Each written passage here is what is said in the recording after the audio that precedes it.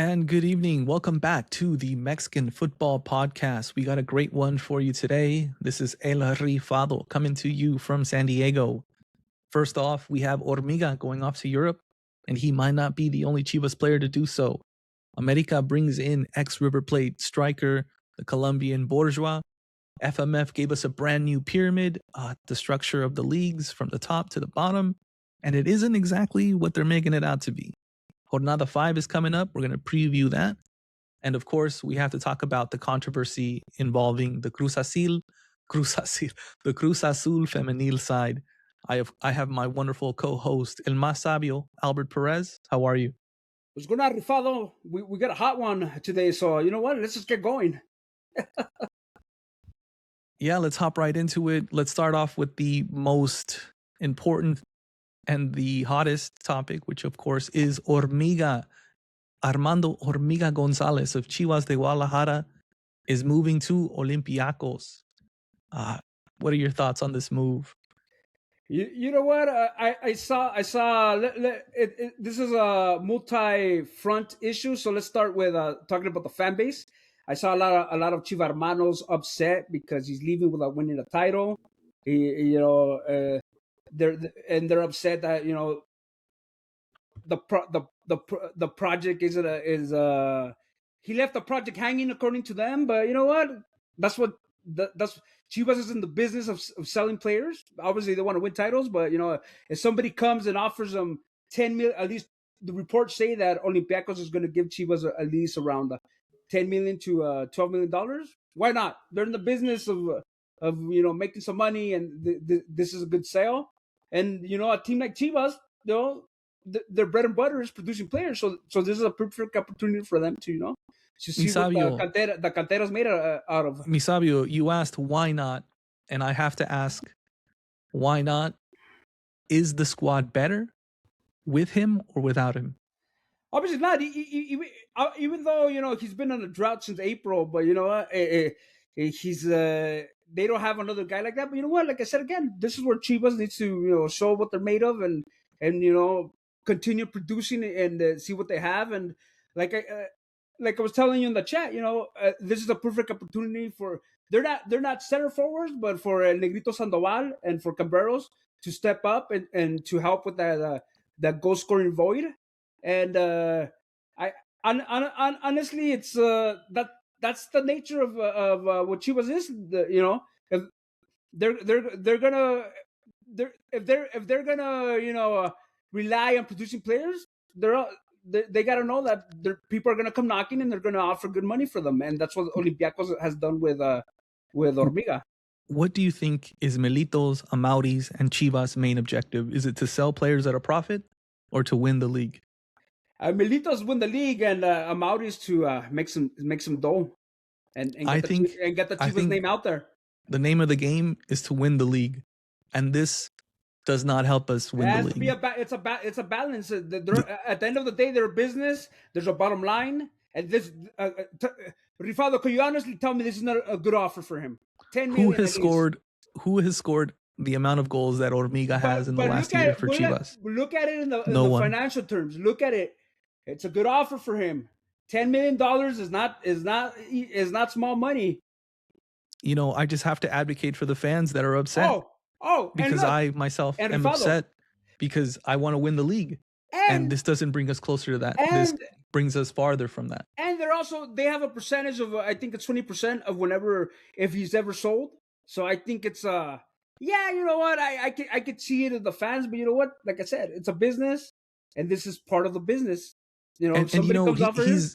He's a multi-generation flock member of El Rebaño Sagrado, right? And he leaves with no titles. And that's not to say he can't come back and be successful when his European trip is done. But it does leave a sour taste in my mouth, and I'm sure the mouths of, the afición, la porra.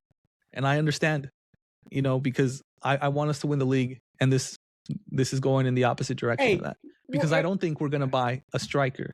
I don't think we're going to spend those $8-10 million. But Rifado, nothing's going to happen. Rifado, had he left for Manchester United like Chicharito did in 2010, would you be more happy? Maybe. Yeah. But it was same. They left them without. But it's the same situation. They left Chivas without. And then that in that time Chivas was deep in the Libertadores, and they didn't have that. But it was. I Manchester. didn't agree with that. I thought Chicharito should have played those Libertadores matches. I was upset that he left. But now moving on and looking straight at the at the situation at Olympiacos. At first, I thought it was a dead end because Alan Pulido went there and he didn't do much, and he ended up with Chivas. And then they're not known to be top resellers. In the last 5 years, they've only sold 4 players to top five league teams, and one of them was a homegrown player. They sold him to Brighton of the EPL for 35 million euros, but that was because he was a stud, he was a prospect. So they don't have that. They don't have that for them. But yes, they haven't competed in the Champions League since 2020, but they're in the Europa League and they have good competition there. And another thing, they've had it seems like these negotiations have been going on for weeks. So they want Hormiga there. So that's a plus for him. Not like when Omar Bravo went to Deportiva La Coruña, where they said, yeah, they brought him, but other than the guy that brought him, nobody else wanted him. So they want him there. And the situation, it looks good for him on the squad. He's going to go to a team that's highly offensive. They produced the second largest amount of big scoring opportunities in the league last year, with over 100. And then he has competition, which is good because it's gonna make him work, from two older veteran strikers, Ayub El Kaibi from Morocco and Mehdi Taremi from Iran. El Khabi, I'm butchering, sorry. El Khabi scored 18 goals last season, but he's more of a, like a poacher, and Hormiga is more dynamic. He's not like associative like Raul Jimenez, but he can move around and get stuff going. And then Mehdi Taremi, he's more technical, but I think he's already on the tail end of his career. He's 34, so he has, there's a good room for him to earn his spot. And another aspect of this move, I see a lot of the content creators highlighting how Olympiacos is owned by the same owner that owns Nottingham Forest and the BPL, so there's a relationship. But I think this situation goes beyond of that for Hormiga. And it has to do, you know how when a player gets opportunity after opportunity, a lot of the Liga MX community tends to say, oh, he must have a good manager, a good rep. And you know what? In this case, Hormiga does have a good rep. He's managed by Rock Nation Sports, which is which was founded by rapper, let's throw up the rock, by rapper Jay-Z. So they're big time. They were founded in 2019, and they've been growing. They're considered one of the top 5 manager groups in the soccer world. And look at the roster; it's very impressive. They have Vinicius, they have Endrick, and they have the darling from the World Cup, Jam Dionde from Ivory Coast, who just completed a transfer to Real Madrid. So you know what? He knows. So Hormiga knows people that know some people. So like I said, this situation, like you said, Olympiacos. What I will say about Hormiga, but come on. What I will say about Hormiga is that he has. Hold on. Give me a minute. So let's say you've been going on for a while. Let me get my lick in. Let me put a bow on this.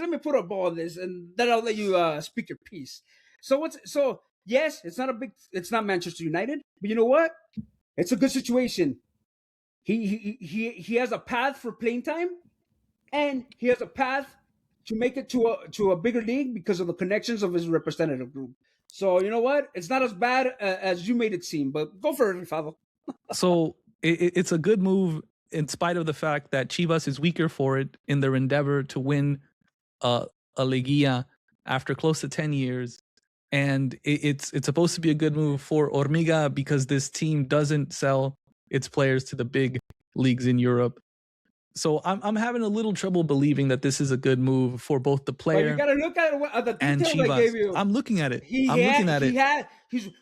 And what, you know, I'm quoting Rivaldo, you. I'm what were quoting we you. talking about? What were we talking about with Mora? What were we talking about with Olympiacos? They don't sell their players to the best leagues in Europe. But you know what? Chivas is weaker. These are two facts that you yourself admitted to. He's managed by Rock Nation Sports. Come on, Jay-Z. Rock Nation Sports. They were founded by collaborating with the California Artist Agency, which is a big time representation group in the entertainment group.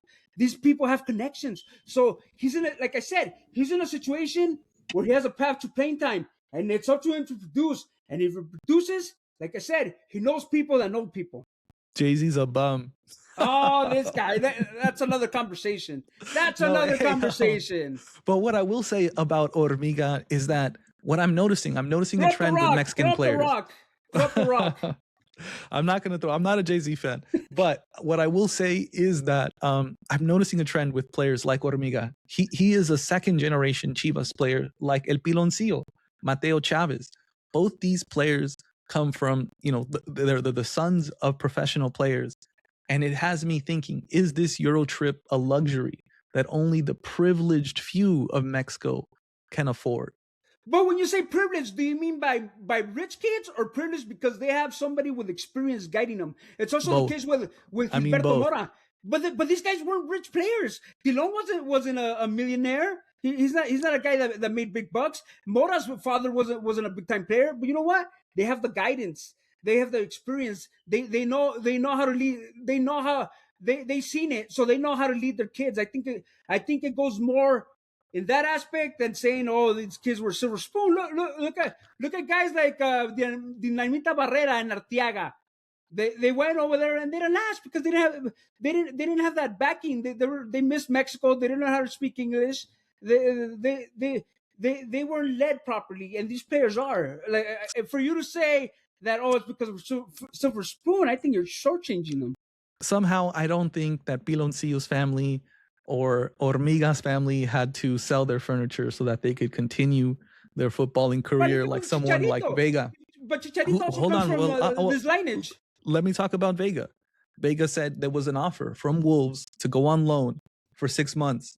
And he's like, I'm going to make less, be in in an environment that I'm not familiar with, not speaking the language of a country that I'm not from, and just putting everything that I've worked so hard for in Mexican football in jeopardy. He opted not to do that move. He opted for the money move in Toluca, and he's had success.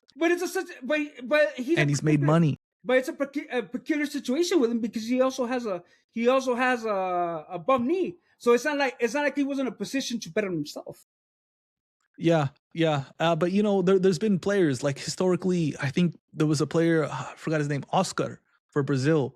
He was criticized heavily for leaving Chelsea for the Chinese league something like 15 years ago for some record fee, and he's like, and it cost him his position in the Brazilian league, and he didn't care. He's like, what does that compare to like lifting my family from poverty? And look at Torrado. Torrado preferred to return to Mexico to play for Cruz Azul than keep on playing in low-tier Spanish teams because of the economic situation. Well, yes, like I said, these people were. Dilon Chavez was not a rich player, but yeah, let's say they do have. I'm noticing a trend, is all I'm saying. They have economic Santi Jimenez. They do have economic stability, but you know what? They have that guidance, that experience. Like Mora's father. Mora's father wasn't a big time player, but you know what? Mora's father knows how is getting well, and as soon as it turns 18, he's gonna have a big transfer. So the more I look at it, the more I see this as like a summer Euro trip for the privileged college student. So that's what it looks like to me sometimes. Rivaldo, what you're telling me is that nepotism is what is sending these players to Europe. That's what you're saying. It's nepotism. I think it helps. I think it helps that they come from from wealth of knowledge and material wealth. I think those play a part. The wealth of knowledge and the discipline is I know key. correlation I don't know is how not much causation, but I'm seeing a correlation. Look at it. I don't know. Maybe in 10 years' time we can study this. In some anthropologic survey. I don't know, Rifado. I don't know if nepotism is the key here. But anyways, Quick question. Do we need to stop obsessing over sending Mexicans directly to Europe's biggest leagues and start embracing these stepping stone clubs? well, first of all, as fans, the fans need to realize that these players are looking out for their well-being. And you know what? Like you said, some players they prefer to stay in Mexico for the money, and you can't you don't know their lives. You can't criticize these players. Like I see a lot of low IQ content on TikTok, always saying, "Oh, these players like mentality." No, it's not about mentality. It's about your situation. If you're in a situation where you feel you're confident to roll the dice, which obviously Vega wasn't confident to roll the dice, and maybe a guy like Mateo and Hormiga, they're in a position where they could roll the dice. So be it. But I think fans should stop criticizing and chastising these players for looking out for themselves. Who wouldn't I go to a agree better job? 100%. Who wouldn't go where the money is? You know, it's like you got to ask someone, like, are you going to work for free?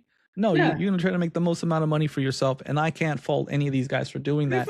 And that's why I don't fault these players for staying in Mexico, where the money has historically been over Europe. That's a fact. Mexico pays more than the MLS. Sometimes not. You know, those DP picks for the MLS have been very luxurious. Ask Chucky Lozano. But you know, European clubs, like the small teams that are often interested in Mexican players, they can't match the wages or the transfer fees placed by these Liga MX clubs. And that's been a historical fact. Yeah.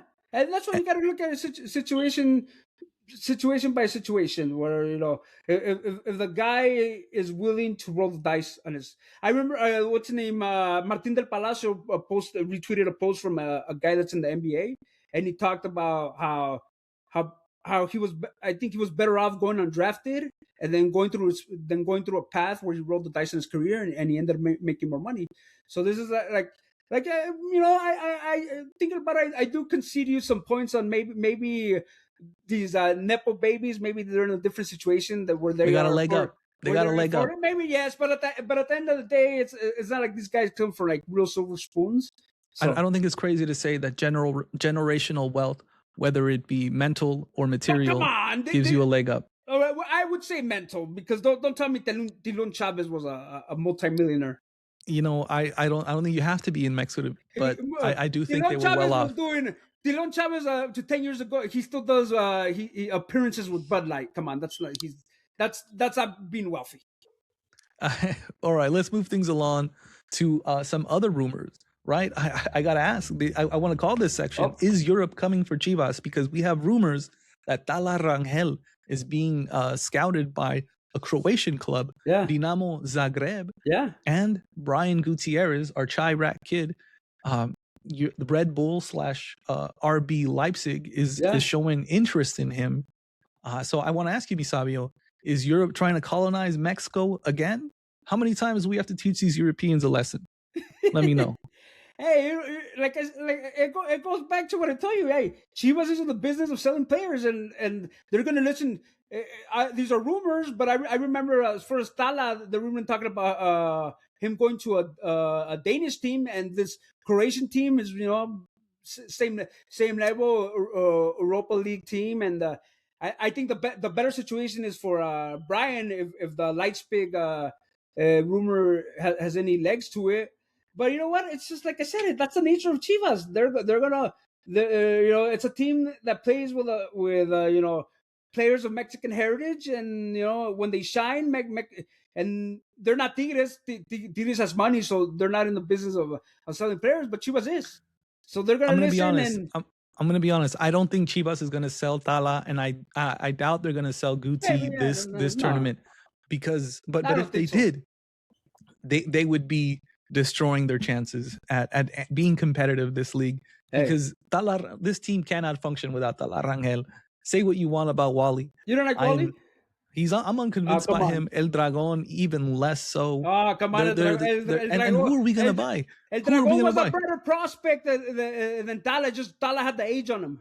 I saw him, man. I saw him, and he made the right moves, but he had soft hands, man. He had soft hands, and the ball Oh, went right through his And hands. Tala wasn't shaky legs until a couple months ago. Hey man, Come on. that's the Mexican national team starter you're talking Yeah, it about, wasn't right? shaky legs. Wasn't I saying that? Wasn't I saying that Ochoa should have been the starter? I remember you saying that. I remember it, and I disagreed, but you know what? What I will say, that the crowd in the send off game at the Rose Bowl prior to the World Cup, it came alive for Ochoa in a way that had, someone like Misabio change their heart, man. That Right away. that night hit. I was the biggest Tala supporter going up to 2 years ago after he was put out to dry by Lozano in that Uruguay game. I was one of those biggest supporters, but he was I just. saw your heart grew 3 times that day. Like the Grinch, eh? No, but I don't think these moves are going to happen, but the rumors are popping off, and I don't know if I like them. Leipzig, that's a pretty good team in the Bundesliga, right? Yeah. And that's a good association. Like, I mean, that's a good organization. The RB Sports teams, right? They have one in MLS, they have one in Brazil, they have one in Austria, and they have one as well in the Bundesliga in Germany. So Rifado, would you rather let go of Hormiga and let's say Brian and Tala than two of the youngsters who developed developed a lot of hype during the CONCACAF under 20, which is Sandoval and Cambreros? Would you rather let go of them than these 3 more proven guys? No, I would rather let go of Guti, because he wasn't even a starter for us, and he hasn't been good since post the World Cup. He hasn't impressed me like he was prior in the lead up to the World Cup. I just remember in the lead up to the World Cup, he wasn't even a starter with Chivas. I think he wasn't, but he was in great form. Yeah. He was in great form, and I'm not seeing that spark from him. I think the team can function well without him. So if the right offer comes, let him go. But Tala Rangel, that to me is just out of the question. I just can't see us being competitive without him integrating a new goalkeeper into the team. We play out the back. We play out the back.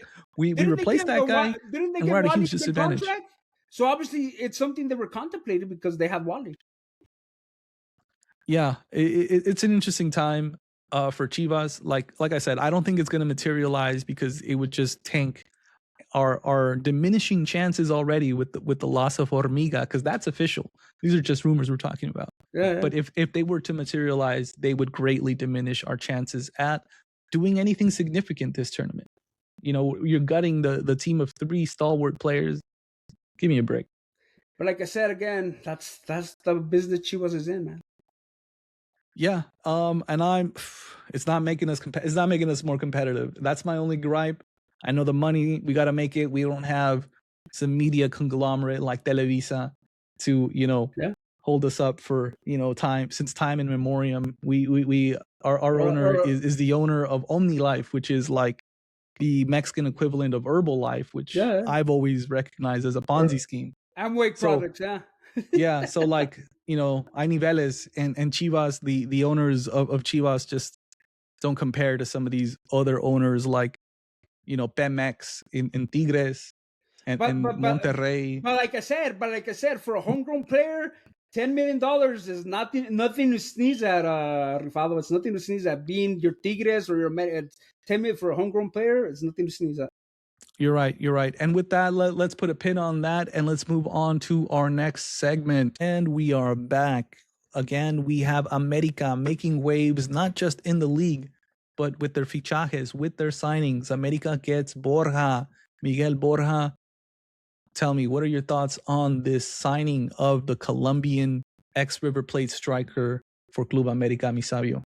When I saw this, the first thing I thought was El Pato Salas is being buried. I mean, when Almada came, everybody was surprised that he preferred Henry Martin over him, because last season with Henry's injury, El Pato was coming on and he looked like not just for America but for the national team like a prospect.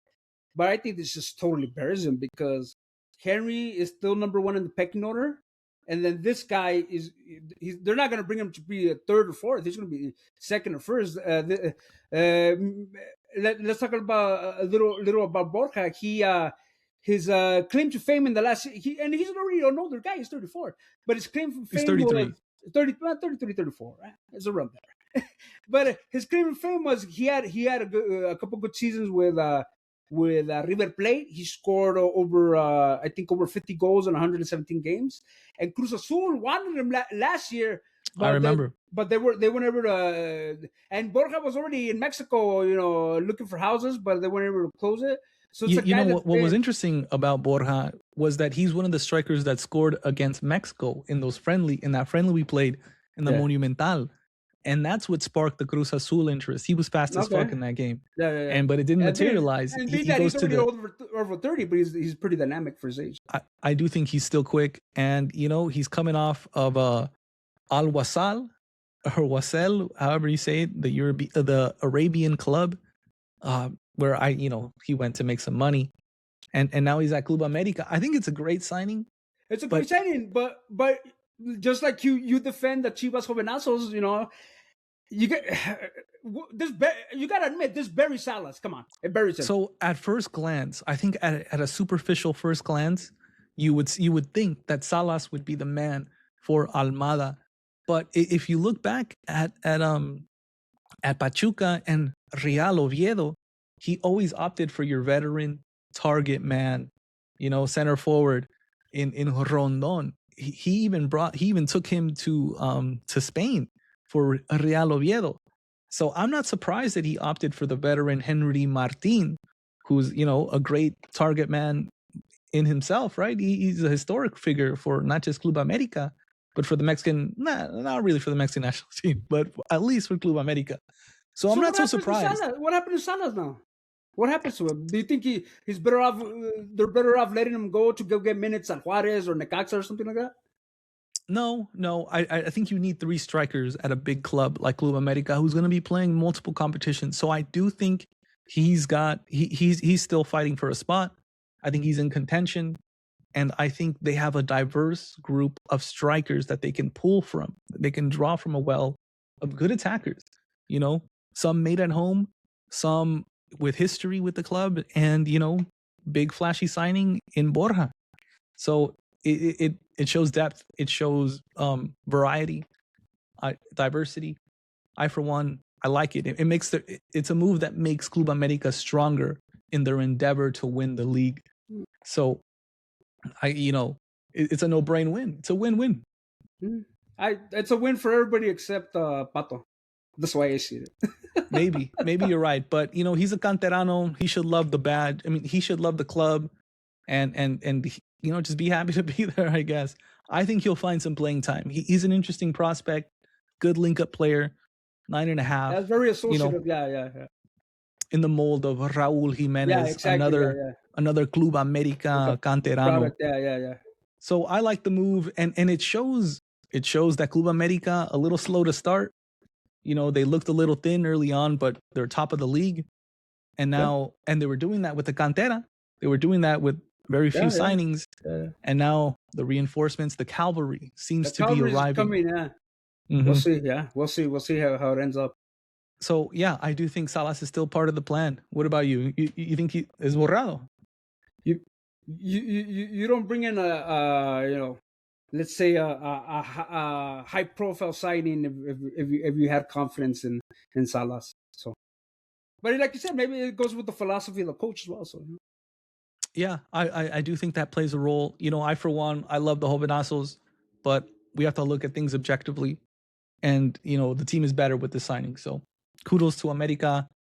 I'm not a fan per se at all, actually. I'm a Chivas fan, but looking at this objectively, I think it's a good move. But hopefully, I'm not an American fan, but I have, like I said, I'm a 3 fan, and hopefully Salas doesn't fall on the wayside of another guy that was seen as a big time prospect like Musumbito, and I think Musumbito's in the Sunday League now, so hopefully it doesn't fall on the wayside. Yeah, fingers crossed. I think there'll be a place for him in Liga MX, if not at Club América. There's a long way down from there, so I'm not worried about that. He could probably make 3 or 4 moves before he's got to worry about, taking a step down to another league or, hitting up Central America like so many washed Mexican players often or hitting up the local leagues in SoCal. Yeah, yeah. And yeah, but is there any closing thoughts in regards to this segment? No, just like I said, team wise, it's a good move for America. He's 34, but he's dynamic and he has some goals in him.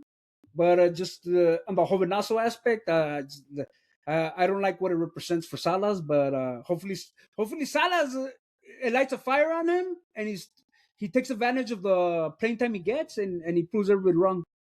Yeah, it could very well happen. Adversity brings out something out of people, and Yeah, hopefully yeah, it's the definitely. best of Salas. We shall see. We shall see. And with that, let's segue into a new topic. And we are back with a new segment. We're going to go ahead and dive into the FMF's new pyramid structure. The FMF has announced a new structure beginning in 2027, where Expansión, Premier, TDP, I forget what that's called. I mean, what the acronym means in the amateur league. But what it means is there's a new structure from Liga MX, the very top league of Mexico, to the bottom. And so this new method, it's supposed to encompass 100 cities, better academies is what they're saying, development, and more connection between the teams. It sounds great, except there's a catch. It makes it seem like there is descenso and ascenso, like you could be promoted to the next league, because it's true for every league except getting into Liga MX. They said You a lot and they said nothing at the same time. well, to me, I think they did say a lot. And what I'm getting is that they basically built a pyramid and they put a gate between the pyramid and Liga MX. So Yep. the very tip is locked away. And so, I think it's like some half-hearted attempt to pacify a rebellious lower division, because they have a case against Yeah, the FMF. five teams Yeah, got together. Yeah, Leones yeah, Negros, Morelia, and I think Mineros are like three of those teams. and I have to say a lot of Mexican people are on the side of the lower division teams. Last week we spoke about Mikel Ariola. He was presenting something for Leagues Cup, and no, for the U20 final, for the U20 CONCACAF final. While he was presenting an award, the whole crowd was chanting "Ascenso, Ascenso, Ascenso," and so the fans are definitely asking for Ascenso. And FMF gave him an organizational chart that looks like Ascenso, but under closer inspection, it isn't. It's more or less the same. Well, You know, it just organizes the lower tiers of Mexican soccer. For example, so it's the pyramid has four tiers. The first one is the sector, the amateur sector, which is the teams, the lower division, the teams, the youth teams. So they're gonna form. That's the foundational level, and then you have la tercera, which is the third tier of this pyramid, and then you have what was the Liga Premier. It's going to be called Segunda, so it's going to be this is actually it's really the tercera. yeah under the new yes, but under the new under the old scheme it's Tercera. Now it's Segunda, so it's they're calling it a divisional level, which gives you projection towards what is the Primera A, which is the Expansión, which was the old Liga de Ascenso. So that's where the Ascenso ends. So, like I said, they said nothing, and again, I know everybody's being rebellious about Ascenso, like like it's the God-given right to have it, but like I've said it here a lot of times, the way the promotion relegation was planted in Mexico soccer wasn't ideal, and honestly, I don't think Mexican soccer misses anything with it because it was it wasn't it wasn't a pure relegation promotion because first of all they had it goes back to the 90s, so the relegation was based on percentages, not on the season standings. So that was done. A lot of people don't admit it, but it was done to protect teams like America, like Chivas, from a bad season. And then let's say you won the right to promotion.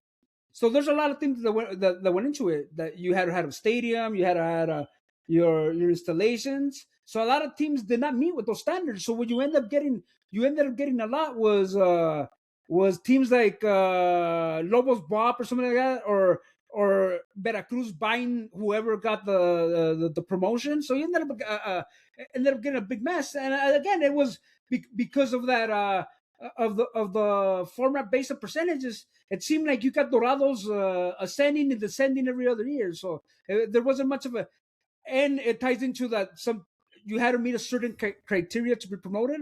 So that's why it seemed like teams like Dorados came up and went every year because of the system. So I have to ask I don't Misabio. think we've missing anything. Tell you the truth.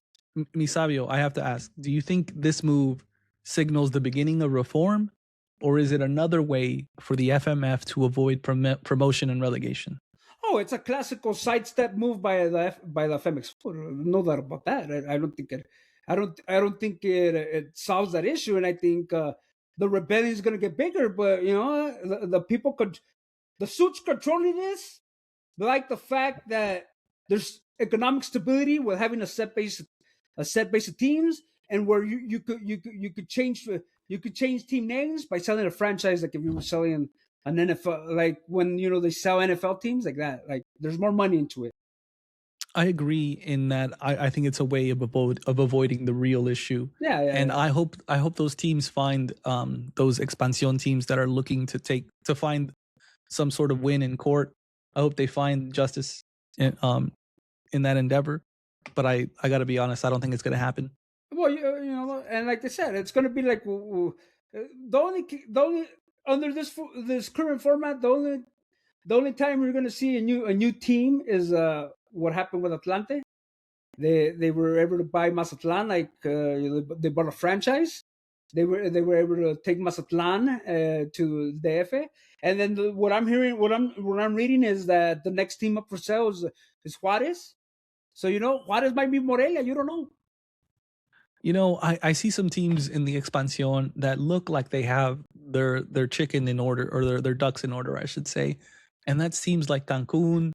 I've heard rumors of Veracruz coming back. Yeah. I think teams need to have success in like a tourist destination.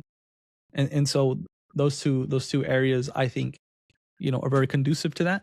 So I think commercially it makes sense. And hopefully we can see them, someone like Veracruz. I know they have some legal things with the previous owner owning and basically not wanting to play ball. But I think there's some loop arounds that could materialize into Veracruz returning to La Primera or Liga MX proper. Same thing with Cancun. I feel like there's a lot of commercial success waiting to be tapped there. I would love to see it. Yeah. There's when you base on city on possible destinations. Yeah, Mexico has a lot of destinations with good potential. But like I said again, it's just that it just seems like the people in the suits, the owners, they're comfortable with the financial stability that not having relegation and promotion gives you. So I don't see how it does changing. the saying go? How does the Mexican saying? Con dinero el perro baila. Con With dinero money, baila el perro. Yeah, there you go. Yeah, that's with what money, it is. the It's a dog business. dances. It's a business, so, riffraff. It is. I know it hurts us as fans, but there's money to be made. yeah, they'll call us cynics, but I think you're onto something there. And with that, I'm ready to move on to our next segment. Any final thoughts? No, that is what it is, and you know what? It's personally, I don't miss it. I could care less about it. I would like to see change. I just don't see it happening, but who knows? Good luck to them. Break a leg. And we are back. We're going to go ahead and preview Jornada 5 of the Liga MX Apertura. We got to keep it moving. We're going to go ahead and dive into the games of the week, players to watch, teams under pressure, possible upsets, previous upsets, Albert's lock, and my lock. And with that, Misabio, take it away, please. Oh, well, let me give you the whole Jornada rundown. So we started off with León Monterrey, Tigres Atlante, Juárez América, Querétaro Toluca. Then on Saturday we have Chivas. We have Chivas versus Cholos, Puebla versus Santos, Cruz Azul Atlas. And then Sunday we close off with San Luis versus Pachuca and Pumas Necaxa. Andre Rifado, the game of the week is an obvious one. It's Chivas versus Cholos. Come on.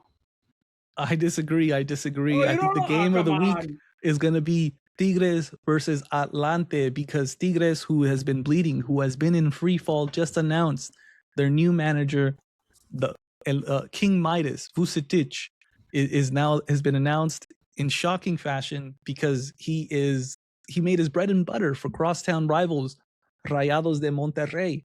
You don't just go ahead and play for the rival team. Let me frame this for the fans. It was if Jardiné came back to Liga MX and coached Chivas. It's that treacherous. It is treacherous, to say the least, because he won so much with Monterrey, I don't know, a long time ago, 10, 15 years ago. His stock has fallen since then. You know, he went on to Chivas, and I criticized him, you criticized him for his, you know, football ratonero, his bunker down tactics. Ball, yeah. You know, we didn't like it, but he's trying to revamp his career with Tigres now, and I can't look at it any other way other than treachery, man. Like this would be like Almada coaching Club America. You know, it's just like, is nothing sacred? There's nothing sacred in this world, Albert. Let me know. You mean Almeida? Almeida coaching America. Oh yeah, Almeida forgive me. America. No, but you know what? But yeah, all right, let's forget past ties. But I think, considering Tigres is bleeding because of the whole how messy Pizarro's exit was, I think Vucetic's bunker ball is the perfect medicine for them to settle things. You know, it's still a young turner, but they need to figure out some things, and so scraping results is what they need, and Vucetic is a master of that. So, besides his past, I think this is a good. He's an experienced coach. We're going to see how much he has left in the tank.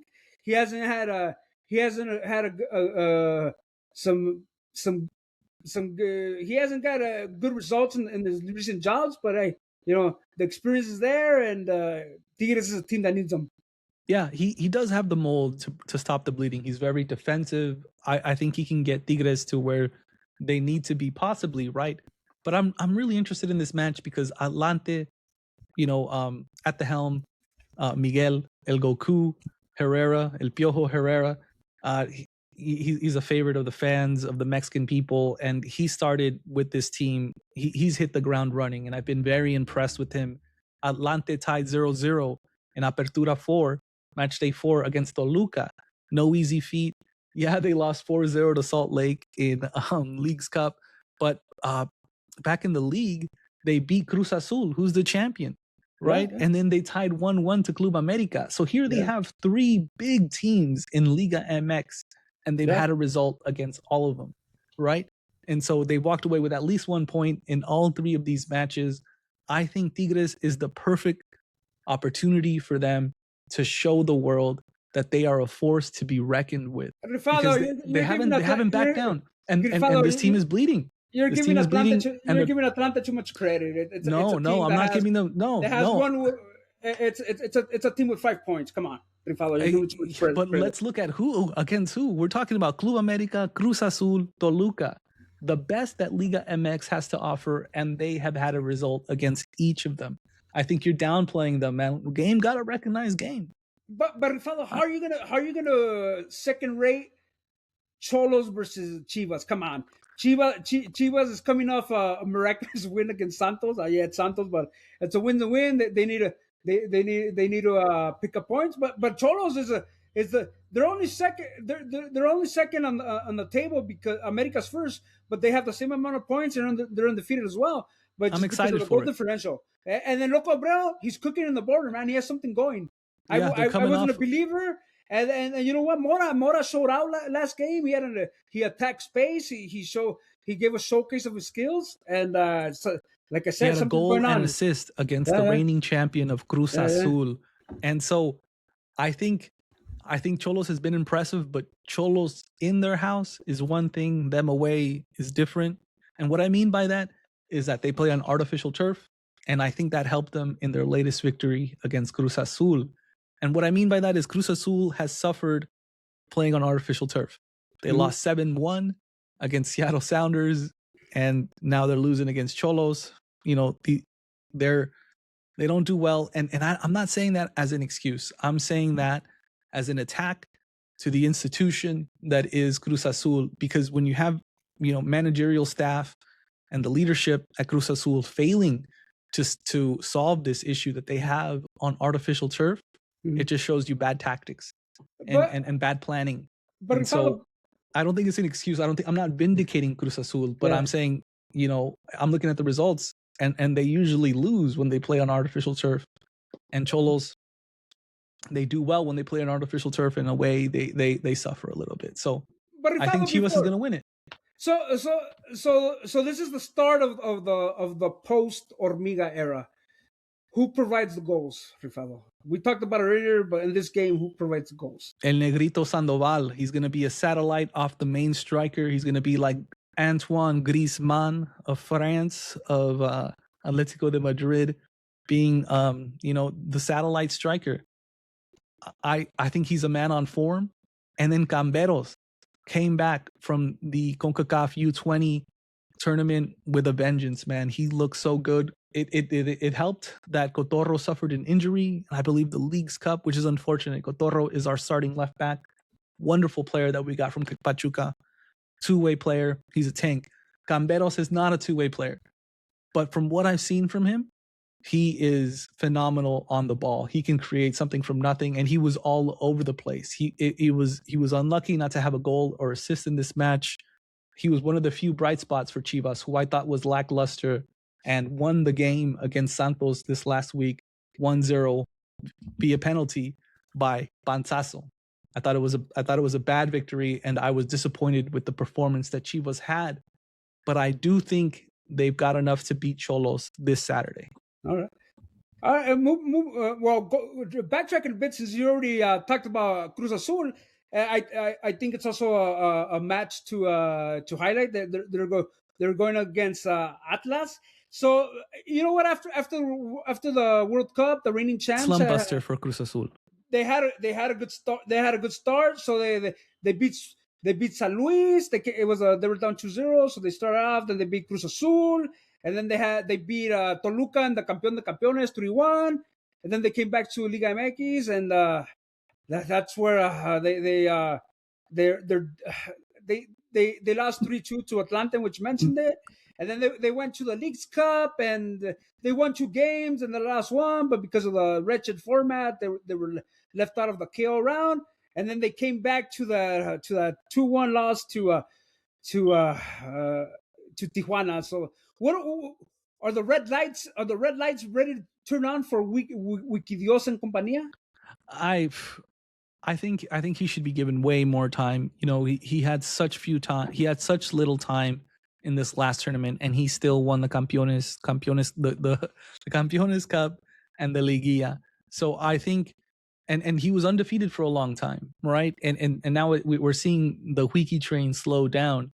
But I don't think it's anything to worry about. I look at the depth of this squad, and I'm impressed. You said this game against Atlas was going to be a slump buster. So let's say it's not a slump buster. Yeah, I was going to say it should be a slump buster, but Atlas is coming off a 2-1 victory over Tigres. So, you know, it might be Atlas, upsets, these guys as well. So it should be a slump buster. And if you look at the Chemo depth, if you look at their squad, it's unbelievable, man. Yeah, there is so much quality. It's a strong team. It's a team that it's a serious they're a serious contender to get the Campeonato. I mean, I'm going to give credit where credit's due. They are a serious team. They are a force to be reckoned with. They should put Atlas away, but that's the thing about Liga MX, in these pueblos mágicos, or in this surrealist world that is Mexico. Anything could happen. Anything could happen. But I want to play devil's advocate here. Let's say Wikidios picks up his 3rd loss. Do they start criticizing? Do the doubts come? Do the doubts start? Absolutely, appearing? Man. Absolutely. The press in Mexico is ruthless.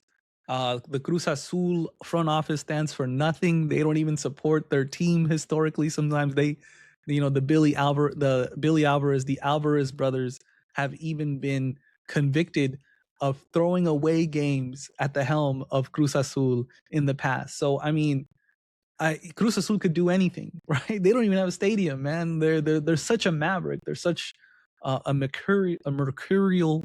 I can't even say that word.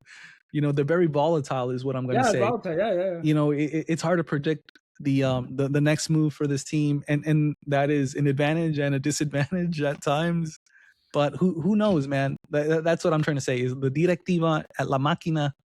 Who knows what their move is? Huiki started as an interim coach. He won it all, and I don't know if he'll be appreciated for it. He should be, though. He should be, because of his skin.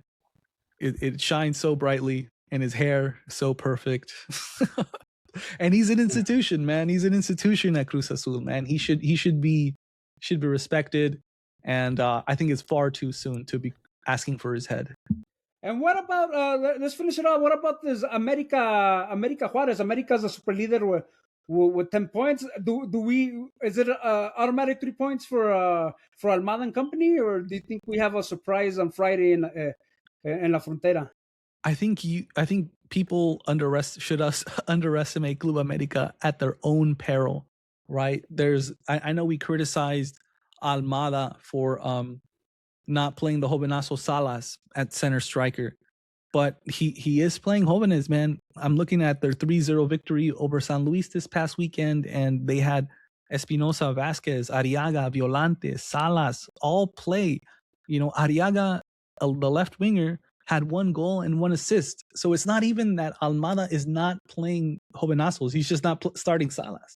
So I'm very excited as an El Tri fan for what's happening at Club America. They have a good cosecha of Jovenazos. They're getting the signing. The cavalry has arrived.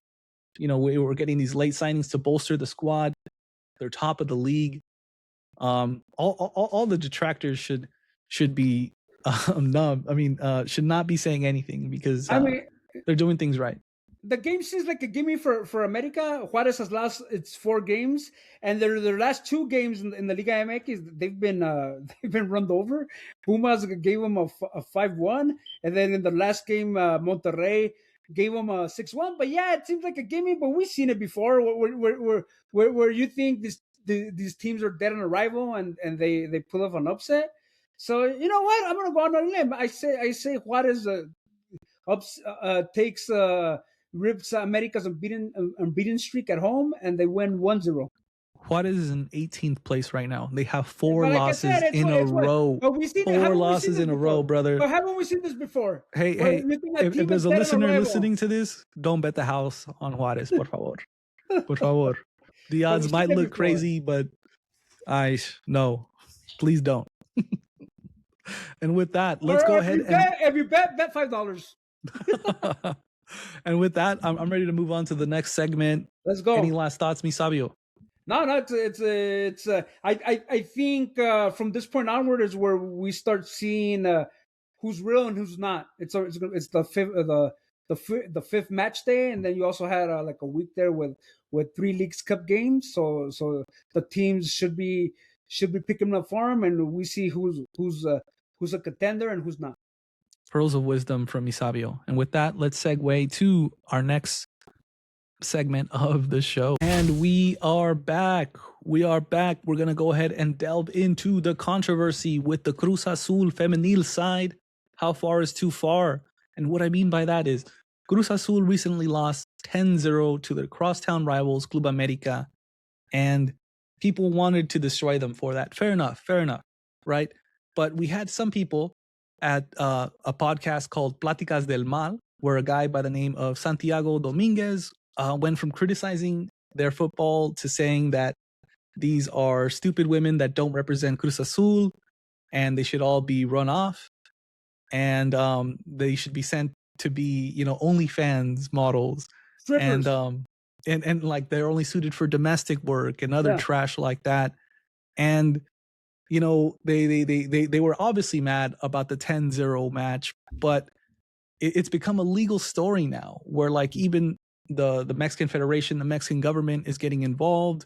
Cruz Azul says it reserves the right to pursue civil and criminal action against this podcast. There's a legal framework that I wanted to dive into. And so Mexico's a little bit different than the US. they have this law called La Ley General de Acceso de las Mujeres a una vida libre de violencia. Forgive my Spanish there.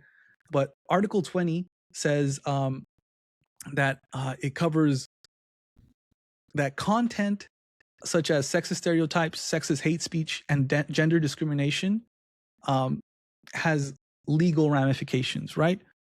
So it includes media in this, right? So like there's a difference between saying something disgusting and saying something illegal, and Cruz Azul is saying that this podcast did something illegal. What are your thoughts, Sabio? Yeah. Well, let's let's look at Mexico's history in terms of women's crime. It has a wretched history. It has a bad history.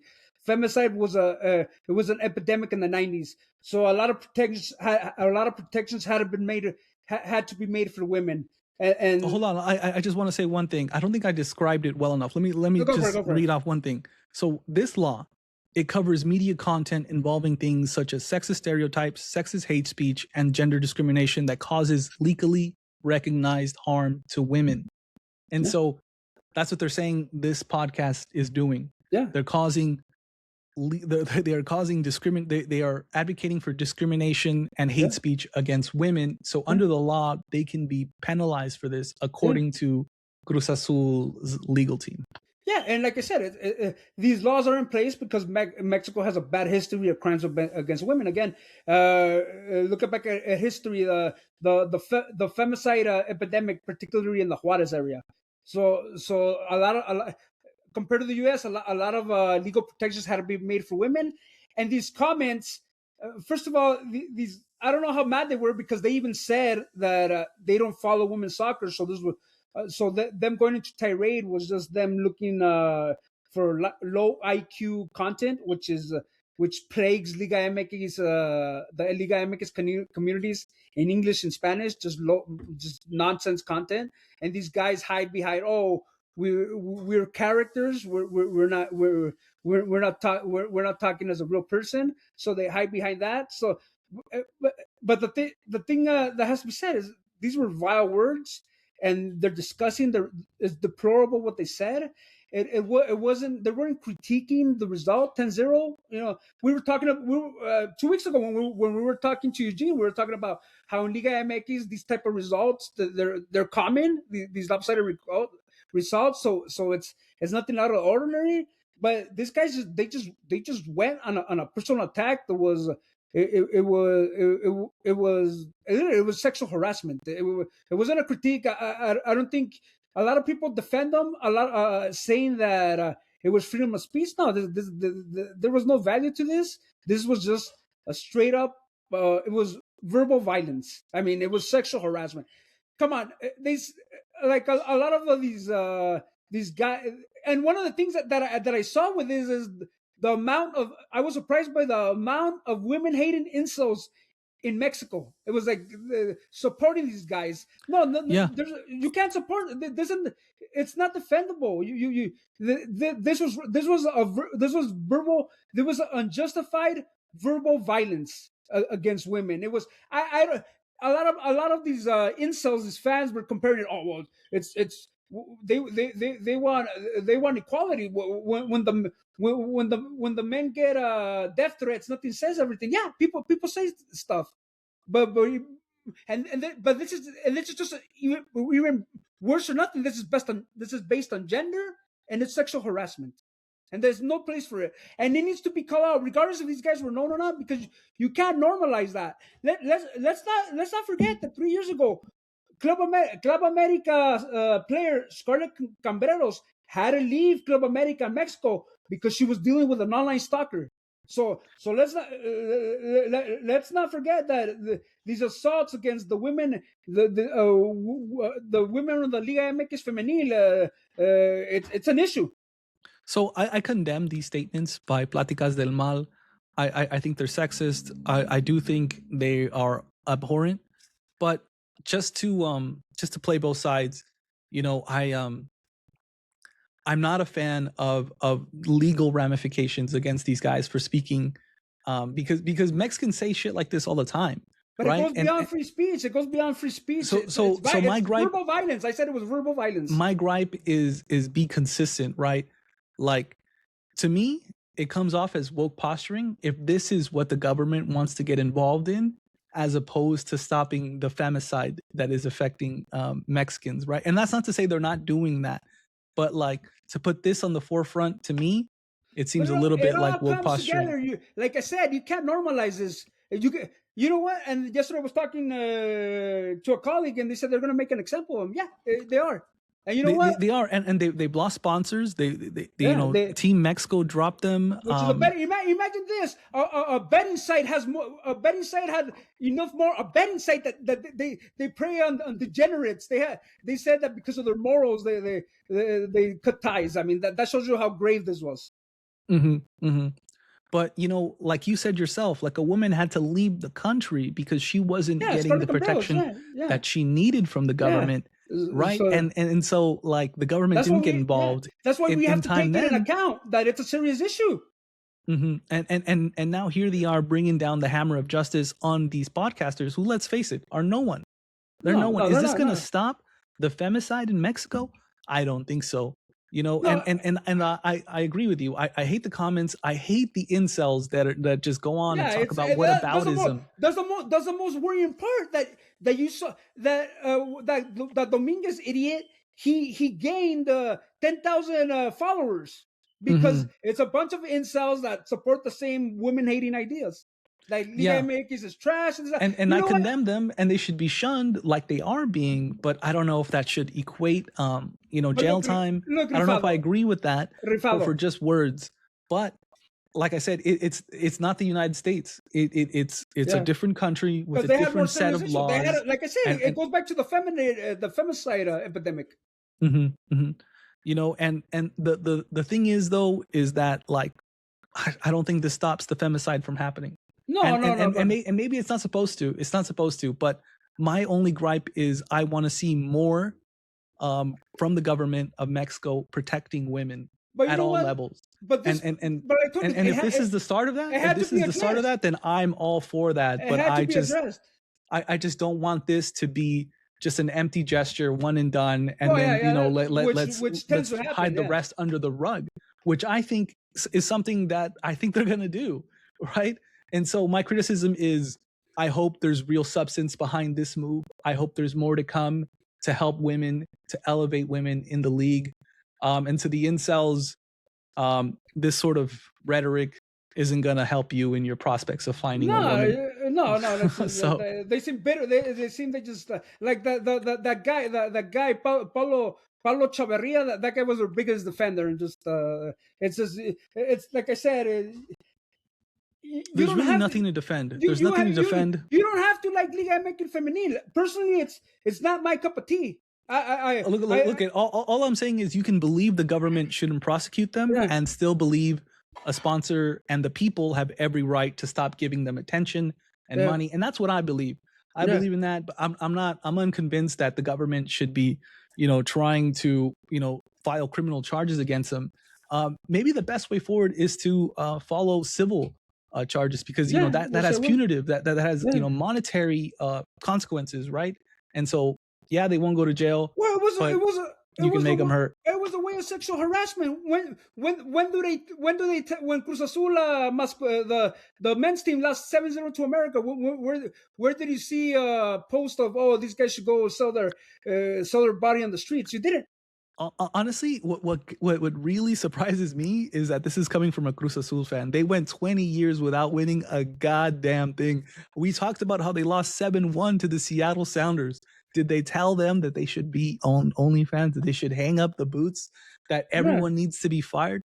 No, they did not say that. But like after 20 years, a lot of these guys have been supporting Cruz Azul nonstop. But like, did they ask for Billy Alvarez's to be prostituted? No, right? This is gender specific towards women, hateful speech towards women. I agree. I condemn that. I hope this podcast loses all their sponsorship, and I hope no one listens to them, because that rhetoric, I don't think it has any place in modernity. But right? like exactly. But like I said, this is the this is the low IQ content that social media breeds. These guys that they just want to be outrageous to get this viral, to go viral, and this is the crap you get. But that's why I say it's important to not normalize this and call out stuff like that, so that it happens less and less, and so that these guys don't just hide me. Oh, I was just being funny. I was just being a comedian. I was just playing a character. No, it was verbal violence, and I think regardless of what happens, I think it was good, especially for the government, to point it out. So my gripe is that I don't think condemning these fools in this podcast really elevates women. I think it's low hanging fruit to hang them out to dry, to to punish them more than anyone else, right? I want to see broad change. I want to see long lasting change in Mexico when it comes to women. And I hope they're uplifted in a significant way. But what I'm trying to say is I don't think this is significant. And I think it's just woke posturing. And what I will say, just to finish my thoughts on this, is that to everyone listening or criticizing this female team, if you want to say Cruz Azul played like crap, say it. By all means, you are within your right. They lost 10-0. I'm going to say they played like crap. But criticize their football. Don't criticize their womanhood. Don't advocate for them to be whores. If you don't watch it, don't. Like I said, it's not Liga MX femenil wasn't my cup of tea. I watch a game here and there, but I'm not gonna come here and start doing personal attacks. That was a personal attack. That was just it was straight trash. I mean, the guy even said, "Me vale ver el fútbol," and then why do it? They just. Well, I know why. Yeah, he doesn't even watch it, and yet he's still so upset by it. He was honestly just trying to garner clicks, and it blew up in their face, rightly so. And he was just being an incel. That's what he was being. He was being an incel, woman-hating incel. Yeah, and to our younger audience, avoid that, and you'll be happier for it. You'll be successful in your relationships. I said Liga MX is not my cup of tea, but right here on the Mexican Football Podcast, like I said, we support all kinds of football. We support the men, the ladies. Same here, and just to paraphrase some female, some Liga Femenil experts that we've had on, like Eugene, like Melissa, they both stated that this is the most watched female, women's soccer in the world, right? So it's the most watched. I know some of the stadiums can be a little empty. I know it's not as popular as the men's, right? But in general, women's soccer is not as popular as the men's. But it's still growing, and some teams are doing really well. Some teams are doing bad, like Cruz Azul losing 10-0. You can obviously see which institutions are, putting resources into their female side and which of them aren't. And that's why you're seeing. It's something we've talked about in the since we started the podcast a month ago, about how there's disparity where you get these type of results. Exactly, there's disparity, and the answer isn't to throw the league away and be like, women should be whores on OnlyFans and should be domesticated and have no business, and that's not the answer. That belongs in the dustbins of history. But instead, we need to. I would like to see something more substantial, like the government investing more in the league. Instead of hanging these guys out to dry, invest more in the league. And so these women can have a better shot at competing for the best that women's soccer has to offer in Mexico. And so that's all I got to say on that. Is there anything else you want to say in regards to this topic? No, just it's stuff like that shouldn't be swept under the rug and said, oh, it's free speech. No, it's hateful speech. It was a personal attack. It was sexual harassment. Again, you may not like the product, but going into that type of terrain, be it for entertainment or for whatever, because you're an incel, there's no justification for it. Yeah, go out and touch grass. I would love to revisit this theme with some real experts like Eugene, like Melissa, and maybe we'll have a spin-off podcast on that. So look out for that. We can have both of them at the same time. Yeah, so we can really delve into what this league needs, what it doesn't need. Like these comments, I'm sure is pretty obvious. But I'd love to really talk to some experts about it, because I condemn it, you condemn it, but we're not we're not watching Liga Femenil day in day out. I watch it sometimes. It can I at least watch the highlights that come on my reels, like and I I said, give them a like and stuff. And it's not from something time to time, it's not something I regularly watch. When I was working at the Sporting News, I had to do live blogs on the Liguilla games. It's like you know what, I that's scarcely where it's watch at. it. Honestly, But I'm not once gonna Liguilla starts, I'm a little bit more invested. but I'm not gonna try. I'm not gonna trash something I don't see. Yeah, me neither. Me neither. Like I gain nothing from Yeah. putting these women down. It brings nothing of value to me. Honestly, it's disgusting. And like one thing is trashing the quality, and the other's just getting personal and being just speaking trash. But it is what it is. Yeah. Like if you say stupid shit, you're gonna have there's gonna be consequences to that. And these guys there's freedom of are learning that. What they say, there's freedom of expression, but there's no freedom of consequences. Yeah, and with that, I'm ready to move on to the next segment, and we are back. We have our closing thoughts. I wanted to go ahead and ask me, Sabio, out of everything we talked about tonight, what's the one story that we're gonna look back at in 6 months, 6 months from now, right, and realize actually mattered in the grand scheme of football, of the world, of Mexico? Let me know your thoughts.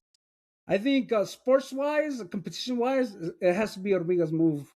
Like I said, at first I wasn't convinced. I thought it was dead end, but it looks like a good situation for him, and I think he's gonna rekindle his love affair with scoring goals, and I think he's gonna head into next year, gaining some attention, and hopefully by the summer he jumps to a higher level league. So I'll go with Hormiga's move to Greece. I see you went with the spicy answer. I'll go with the less spicy answer. I think the most important thing that we're going to look back at from 6 months from now is this feminine issue, because there's legal ramifications behind it. It's either going to be criminal or civil. I think it's going to manifest into something. What that is, I don't know. I hope it's sweeping reform from the top down in Mexico for women. I hope it ignites something like that, where the federal government of Mexico, led by Claudia Sheinbaum, openly like invests or subsidizes Liga Femenil more, so that they have more equity throughout the teams, and we don't have these blowouts 10-0, et cetera, et cetera. And I'm curious to see what this means for free speech in Mexico. Does this warrant criminal action? I'm curious to see how this manifests in the legal aspect. I think it's going to be significant, not only for Mexican football, but for life in Mexico. So I'm interested to see what comes of it. Maybe nothing, maybe something, but that's my closing thought. Is there anything that you want to get off your chest before we sign off, Misabio? No, just in a non soccer related item. Emilio Escarraga had an interview with TUDN this week. So he talked about the promotion relegation, that he would like to see it back, but obviously there's some terms that need to be met. But he also talked about how he wanted Canelo to fight in El Estadio Azteca to replicate the record that Julio Cesar Chavez established in 1993. I think he took over 100,000 fans. Obviously, a lot of those tickets were given away, at least half of the stadium. But I think that's wishful thinking for him, because Canelo is loved in Guadalajara, but I don't think he's loved by the pueblo, by everyone like Chavez was. Because Chavez was at least the persona he put on the public, he seemed like a fighting champion, a guy that he had more matches in Mexico. He had more big matches in Mexico. And no, I don't know about more big matches, but he had that aura of taking 10 punches but giving one. But he took the beatings, but he gave it. And then Canelo, his style counter puncher. He looks like a pretty boy. He didn't look like a man's man according to these people. So outside of, obviously he filled up El Akron, but I don't know if nationwide he has that. And then obviously when Chavez fought in Mexico against Greg Hogan, he was at the apex of his career. Canelo's not at the apex of his career. He's washed, man. It would have to be like I don't know. It would have to be I don't know, like a Crawford. It would have to be against a big It name. would. It would. Honestly, that would be good. That would be good. But to touch on what you said about Emilio Escaraga's comments on Ascenso Descenso, I did not believe him. I thought he was full of it. Oh, yeah. I was like, Yeah, you Amigo, are the yeah. first caballero in the Pacto Caballeros. This pyramid that has put a gate in between Expansión and Liga MX. It would not manifest. It would not materialize without his okay. And so for him to say that, it just comes off to me, at least, as a bold-faced lie. Yeah. And I'm surprised more people aren't calling him a liar. Hey, but these are the people that, like they said in Español, controlan el balón, they control the ball. So. Yeah, I think the funniest part about that interview was Faitelsen's lack of comments. You know, before he joined Televisa, TUDN, Univision, I mean, he was the biggest critic of Club América, of Televisa, of Azcárraga. And for him to say nothing, I think it shows the world that he is a muzzled dog at the feet of Televisa, of Azcárraga. And it's like how the mighty fall. Yeah, that goes without saying. Yeah. Does this man have any honor? I don't know. You let me know if you find it. I don't see it. No, and he has no honor, and I don't think he has no. He likes to talk. He likes to say he's a journalist, but he has no ounce of journalism. You know, I shared an elevator with him at the Rose Bowl, and I have to say, this guy, he looked old as fuck. His eyes were bloodshot. He looked like he was in there with his wife, pretty wife. Yeah. He doesn't have like a super young, wife, but she's a, close to his age, and she's a lovely looking lady. Hey, but he's tall. And he's tall. He's a big. He's crazy tall. But you know what, bro? He like hunches over. He's old now. He's like he kind of hunches over. I think he's just battle worn. It's like all this animosity throughout his whole career. It takes weighs heavy on the soul.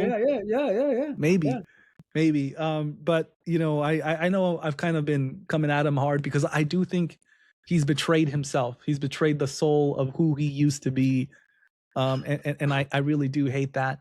But I wish no ill upon him. I wish he has a lot of success, but I do see a stark difference in him prior to the N and after, where he only praises Azcárraga and Club América, and I'm sickened by it. But even when he was at Tevasteca, he never denounced the multi ownership, the team, the owners having multiple teams, and then Tevasteca had like 2-3 teams. He never denounced it, but it's more pronounced now because he was so anti Televisa. Yeah. So yeah, with that, I'm ready to sign off. Anything else, mi sabio? No, it was a hot one, and let's keep going. It was a hot one. We'll never abandon you. You don't have abandonment issues with us. Yeah, so we'll be back this weekend with the results over Jornada 5. Stick around. We'll have something maybe with a guest. But with that, this is the Mexican Football Podcast signing off. Thank you for joining us.